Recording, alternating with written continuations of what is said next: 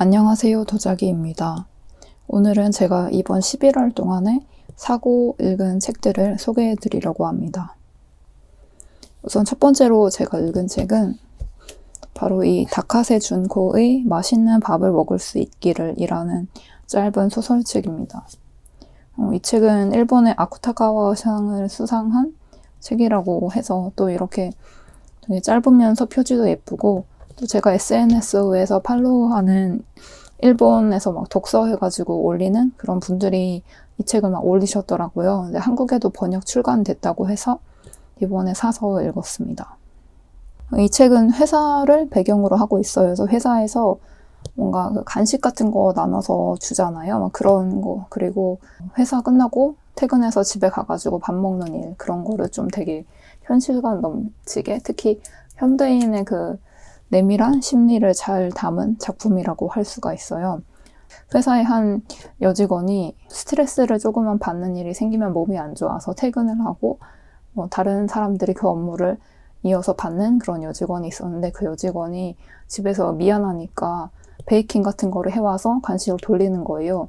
근데 평이 좋으니까 아예 그냥 거의 매일 베이킹을 본격적으로 해서 뭐 오후 3시나 아니면 점심 먹기 직전에 그런 간식들을 회사원 직원들한테 일일이 나눠주는데 그런 모습을 좀 못마땅하게 본 두 직원이 있었어요. 한 명은 남자고 한 명은 여자인데 그 남자 직원이 이 간식을 나눠주는 여직원하고 어떻게 해서 사귀게 되는 거예요.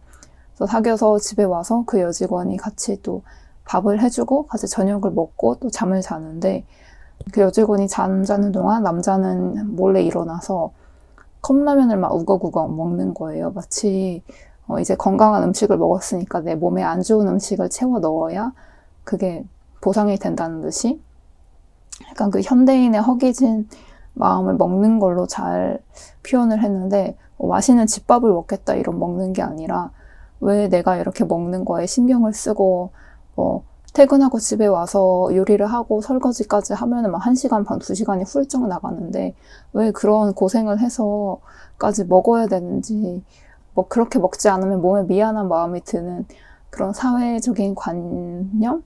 그런 거에 못마땅하는 그런 이야기들이 또 남아있고 그렇게 묘한 약간 그 회사에서 실제로 있을 법한 묘한 회사원이라면은 누군가는 조금이라도 공감할 만한 지점을 되게 잘 짚은 작품이라고 해서 공감이 갔습니다. 저도 좀 되게 공감이 가는 부분이 많았는데요. 그래서 저도 회사에서 간식 같은 거 돌리잖아요. 근데 사실 별로 먹고 싶지도 않은데 받는 척이라도 해야 되고 뭔가 준 사람에게 신뢰가 되지 않으려면 조금이라도 먹는 척이라도 해야 되고 그런 게 사실 좋아하지 않아서 불평을 했는데 그런 마음을 저만 가지고 있던 건 아니었구나 라는 생각이 들어서 되게 공감이 가면서 짧지만 재미있게 읽은 작품이었습니다.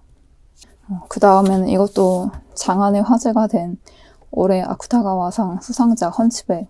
이거는 질병으로 인해서 거동이 불편한 장애 여성이 쓴 작품으로 되게 주목을 받았는데 무엇보다 약간 본인의 자전적인 요소 그런 게 들어있는 것 같아요. 그래서 질병으로 거동이 불편한 이 여성이 임신을 하고 중절을 하고 싶다라는 그런 소망을 갖고 그래서 자기를 돌봐주는 간병인 남자에게 당신의 키만큼의 돈을 줄 테니까 거액의 돈을 줄 테니까 내가 임신을 할 수 있도록 도와달라고 하는데 그러면서 그런 뭔가 사회적인 관념을 도전을 하는 굉장히 도전적인 작품이라고 할 수가 있는데 이것도 저도 굉장히 재미있게 읽었습니다. 누구나 마음속에 가지고 있을 수 있는 욕망이지만 뭔가 사회적인 시선 그런 것 때문에 뭐 절대로 꺼내지 않고 혼자 마음속에서 삭히는 그런 욕망을 신체가 자유롭든 자유롭지 않은 사람이든 누구든 가질 수 있다. 그리고 그거를 직접적으로 이렇게 꺼내 보일 수 있는 용기 그리고 그걸로 이렇게 아쿠타가와 상이라는 일본의 순문학상 중에서 굉장히 유명한 이름 높은 상이죠. 이거를 수상할 수 있다는 게 대단하다는 생각이 들었고 이분이 수상 소감을 발표하는 데에서 종이책을 자기가 싫어한다고 말씀을 하시잖아요. 종이책을 읽기 위해서는 그 종이책을 들 수 있고 종이책을 읽는 자세를 유지할 수 있는 그런 거동이 돼야 되는데 그렇지 않은 사람들에게는 종이책 자체로도 전자책이 안 나오고 종이책만 있는 것 자체로도 굉장히 독서의 장벽이 되니까 전자책을 많이 보급해달라 이런 말씀을 하시는데, 그런 수상 소감을 듣고 되게 종이책의 냄새가 좋다, 아날하고 감상이 좋다 이런 생각을 하면서 종이책을 찬양하던 저 자신을 조금 반성을 하게 되었습니다. 그리고 이 책 무엇보다 재밌는 게 뒤에 수상 소감? 인터뷰 형식으로 된 수상 소감인데요. 거기에 보면은 도스토옙스키의 백치를 세계 최고의 연애소설이라고, 이 작가 당신이 글을 쓸 때는 왠지 그 백치에 나오는 나스타시아 필리포브나라는 굉장히 유명한 여주인공이 있거든요. 그 여주인공처럼 쓰게 된다 이런 말이 나오는데, 저도 까라마조프가의 형제들 빼고는 도스토옙스키의 장편 소설 중에서 제일 좋아하는 게 백치라서, 그리고 저도 백치는 정말 대단한 사랑 이야기라고 생각하기 때문에 많이 공감이 가서 그 수상 소감 인터뷰도 재미있게 읽었습니다. 그 다음에 또 읽은 책은, 이거는 트위터에서 유명해져서 저도 궁금해져서 사서 읽은 책인데요. 봄에는 자살 금지라는 알레칸드로 카소나라는 스페인 작가의 희곡입니다. 지만지에서 나왔고, 이게 그 트위터의 트윗으로 유명해져서 판매량이 증가했다고 하는데, 저도 그 늘어난 판매량 중에서 하나가 되었네요. 그래서 이거는 자살하고 싶어하는 사람들을 위해서 치유의 집이 있는데, 그 치유의 집은 여러 가지 방법으로 자살을 할 수 있게, 물에 빠져서 죽을 수 있게 그런 공간도 있고, 목을 매달아 죽을 수 있는 공간도 있고, 독극물 자살을 할 수 있는 독도 있고 등등 여러 가지 자살 방법이 완비되어 있는데, 오히려 그 속에서 사람들이 돌아다니면서 점점 자살을 할 마음을 잃어가고 치유가 되는 그런 집을 배경으로 하고 있어요. 이거랑 좀 비슷하게 읽으면서 생각난 게 에르드만이라는 러시아 작가의 자살자라는 희곡인데요.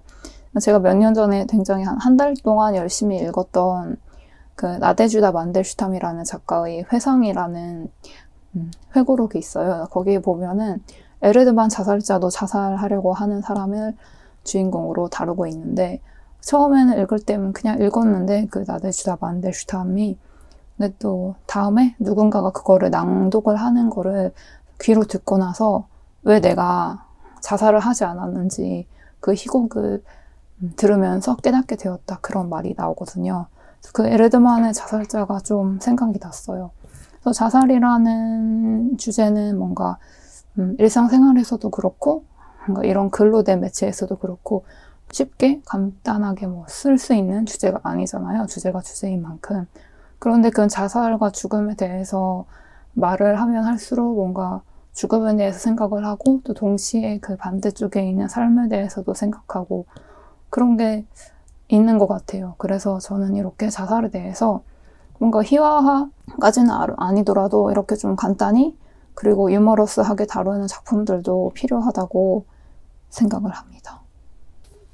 그 다음에 읽은 책은 오스카 에이지의 그 시절 2층에서 우리는 이라는 책입니다. 부제는 애니메이션 오타쿠의 탄생이죠. 저도 오타쿠의 한 명으로서 좀 부제랑 보고 궁금해져서 샀는데, 이거는 약간 우리가 지금 보는 TVA 애니메이션이나 극장판 애니메이션에 대해서도 물론 다루고 있지만, 무엇보다 애니메이션 잡지 같은 거 있잖아요.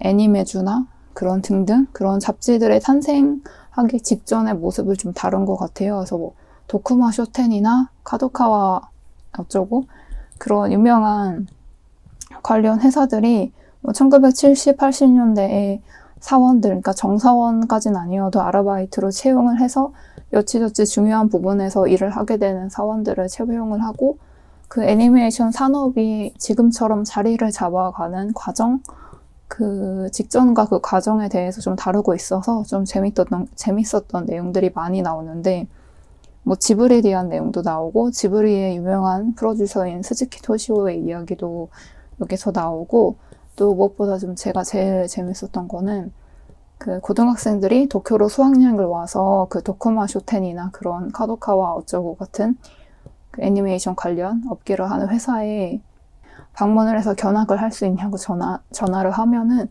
당시에는 흔쾌히 수긍을 해가지고 그 수학여행 온 고등학생들이 회사로 올 수 있게 하고 그랬다고 해요. 근데 요즘에는 도저히 상상이 가지 않는 이야기잖아요. 요즘에는 워낙 오타쿠 그런 산업이 자리를 잡아갖고, 뭔가 제작하는 측이랑 그 다음에 소비하는 측이 되게 거리가 좀 멀어졌는데 이 당시만 하더라도 그 거리가 그렇게까지 산업이 자리를 잡아가는 과정이었고, 그리고 그 생산자와 소비자의 거리감이 그렇게까지 멀지 않았고, 종종 소비를 하던 사람들이 뭔가 애니메이션이나 만화 관련해서 기사들을 쓰는 생산자로 넘어가는 그런 과정들을 담았다고 해요. 그래서 오스카 에이지도 그렇게 소비를 하는 사람에서 어찌저찌해서 아르바이트로 생산을 하는 과정으로 넘어가고 뭔가 만화나 애니메이션에 관해서 강의까지 하는 사람이 되었는데, 이 책 되게 재밌게 읽었고, 이 다음에 예전에 제가 산 영화식 만화 만드는 방법? 그것도 오스카 에이지가 쓴 게 있거든요. 그래서 그것도 이 책을 읽고 지금 읽어나가는 중입니다.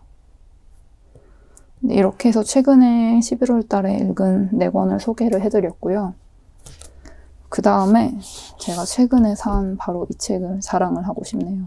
구로사와 기요시 21세기 영화를 말한다 라는 책인데, 구로사와 기요시는 일본의 유명한 감독이죠. 제가 작년인가 굉장히 재밌게 본 작품, 코난 할로윈의 신부를 빼고, 그건 제가 N차 관람을 했기 때문에 그거를 빼고 작년에 본 영화 중에서 1위를 뽑자면 바로 구로사와 기요시의 큐어입니다. 큐어는 제작된 지는 좀 지났는데 작년에 재개봉, 한국에서는 개봉인가요? 그걸 해서 영화관에서 봤는데 정말 좋았습니다. 그 특유의 음산하면서 그런 기묘한, 기이한 분위기가 너무 마음에 들어서 구로사와 기요시 작품 좋고, 스파이 안에 아오이유가 나오는 걸로 유명한 스파이 안에도 봤는데 그것도 재밌게 봤고, 그래서 구로사와 기요시의 이런 책이 올해 나온다고 해서 되게 기대를 하다가 이번에 SNS에서 출간이 됐다고 해서 그거를 보자마자 바로 샀습니다. 또 지금 읽기 시작했는데 맨 처음에 호러 영화에 대해서 나오거든요. 호러 영화를 이야기하면서 영화관에 대해서 이야기를 하는 과정이 나오는데, 호러 영화는 뭔가 자기가 믿었던 그런 세계가 더 이상 자기가 믿던 세계가 아니라는 걸 깨닫는 순간에 그 뭔가 발밑이 무너지는 느낌? 그런 느낌이 들게 하는 영화다, 이런 식으로 나오는데, 호러 액션 영화와는 다른 영화다, 이런 식으로 나오는데, 그거를 보면서 굉장히 공감을 하면서 뒤에 내용도 차차 읽어나갈 생각입니다. 근데 이것도 그렇고, 아까 방금 말씀드린 그 시절 2층에서 우리는 쓴 오스카 에이지의 영화식 만화 만들기라는 책 지금 읽고 있다고 말씀드렸잖아요. 그 책도 그렇고, 저는 독립출판 만화를 그리는데 그런 만화를 그려나가는 과정에서 이렇게 영화랑 그리고 영화 연출 같은 거에 좀 관심을 가지게 되는 부분이 있는 것 같아요. 그러게 아예 그냥 아무것도 없던 데에서 나온 게 아니라 역사가 있더라고요. 그래서 만화랑 영화가 제가 생각했던 것보다 훨씬 더 긴밀하게 연관이 있었다는 거를 최근에 좀 책을 읽으면서 알아가고 있는 과정입니다. 그 다음에 또 산 책은 바로 에도가 람포의 외딴섬 악마입니다. 제가 에도가와 람포 좋아하는 거는 계속 말씀드렸잖아요. 그래서 이 에도가 람포 책도 이번에 구매하면서, 이거 그렇게 가격이 비싸지가 않아요. 6,800원. 요즘에 물가를 생각하면 6,800원에 300쪽 하는 책이라면 정말 저렴하죠. 그래서 이 동서 미스터리 북스에 몇 권 좀 사고 싶은 책들이 있는데 사서 읽어보도록 하겠습니다. 그리고 제가 또 산 책은 제가 가끔 종종 사는, 한 달에 한 권은 사는 일본 만화 잡지인데요. 이거는 처음 사봤어요. 점프 기가인데 여기 표지에 보면 주술회전이 나오고, 이거를 준다고 해서 특전으로 클리어 파일을 준다고 해서 구매를 하게 되었습니다. 저 요즘에 주술회전 2기가 한창 방영을 하고 있는데, 시부야 사변을 방영하고 있는데, 최근에 몇 주 동안 제가 너무 좋아하는 양면 스쿠나가 나와서 금요일에 한국에 OTT에 업로드가 되거든요. 그래서 한 주를 열심히 보낸 나 자신에게 주는 선물로 금요일에 퇴근하고 주술회전 2기 이번 주에 방영한 걸 보는 걸 낙으로 삼고 있습니다. 제가 주술회전에서 제일 좋아하는 캐릭터는 이 양면 스쿠나입니다. 그래서 특전으로 주는 클리어 파일을 보여드리면 이렇게 생겼어요. 주술회전에 나오는 캐릭터들이 이렇게 패를 나눠서 총집합한 거고, 제가 좋아하는 양면 스쿠나가 여기 있습니다. 치고 이렇게 해서 제가 11월에 사고 읽은 책들을 쭉 소개를 해드렸네요.